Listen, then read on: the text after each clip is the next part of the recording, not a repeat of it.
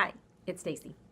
So it's that time of the year as parents begin to ask a bunch of questions about transition and how to end this year and get yourselves ready for next year.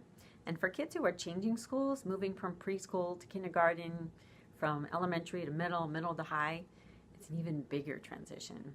Sometimes schools refer to that process as matriculation, which basically is just a fancy word for moving from one school or environment to the next. So I have my top 5 that I'd like to share with you as far as the things that I think are the most important to families as they begin this process. Number 1, tour your home school. So that's your boundaried school. You always want to start with the neighborhood school. It's really ideal for kids, all kids, to go to the school who they do life with, the kids on the street, the kids that they might see when they go outside and ride their bikes, or even just getting from the front door to the car. And saying hi, or kids if they go trick-or-treating, the kids that they see when they trick-or-treat. So start with your home school. I'm going to put a link here that's going to give you some advice on how to do that, what to look for when you tour a school. Sometimes staff will tell parents that they cannot see children inside classrooms because of HIPAA laws or FERPA laws. FERPA and HIPAA laws have to do with medical records and educational records. When you tour a school, you're not looking at anybody's records. Medical, educational, either way. So just know that you do have the right to be in a school, to tour a school, and actually see little bodies or big bodies moving around the school campus. Number 2, always start with inclusive education. So when you have those meetings with sometimes that's your current school and the school that may be receiving your child next year, you're going to talk about placement. So the law actually dictates, IDEA, so the Individuals with Disabilities Education Act, it requires the team to start with regular education with whatever supports your child needs. So if it's a paraprofessional in the classroom, if it's some type of unique learning system, positive behavior supports, visual supports, all those things need to be in place in a regular education classroom before the team starts looking at a more separate or individualized kind of environment. So just keep that in mind because inclusion is really important and it's the law. Number 3, review very closely your child's IEP because you have to think that the next teacher doesn't know your kid. And a lot of the information that they get about who your child is that first day of school is going to come right from the IEP. So you want to make sure that the present levels of performance really do a good job at indicating who your child is, what their needs are, and what works.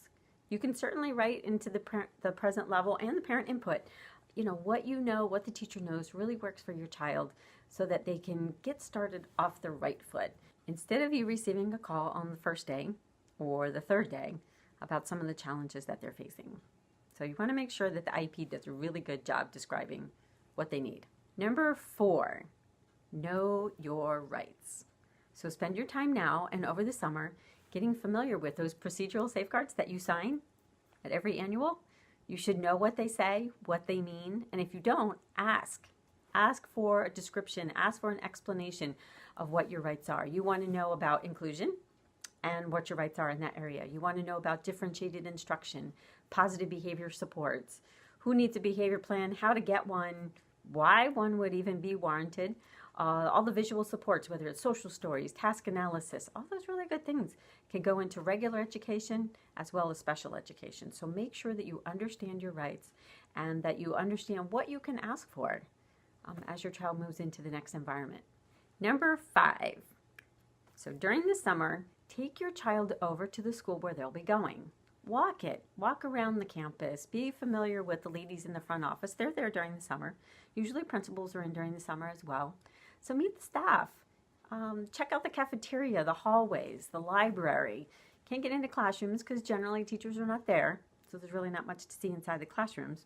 But you can kind of get familiar with the layout of the campus because sometimes, especially if a child is coming from a pretty small campus and moving into like a big kid school, it can be kind of scary. And you really want to have them experience that without the crowds in the hallway. And then that week before school starts, have them go meet with their new teacher or teachers. So if they're going into middle school, you want to be able to have them walk their schedule, meet the different teachers. I encourage everybody to try to schedule a meeting with the new teacher or the new teachers the week before school begins. You need to be respectful of their time because it is a crazy time for teachers getting their classrooms established and all the stuff that they have to do to prepare for the first day of school. So don't take up much time, but I cannot overstate the value in being able to talk to teachers. And I like doing this thing, a day in the life. And so being able to share with them what your child's like, what makes them tick. And I'll put a link here for that as well, so you can take a look at what is a day in the life. So that should be pretty helpful. So I wish you lots of luck. Transitions are exciting. They're a little scary, but it can be a really good time and some really great growth can be seen. So just be sure to support your child, support the next environment, and take care.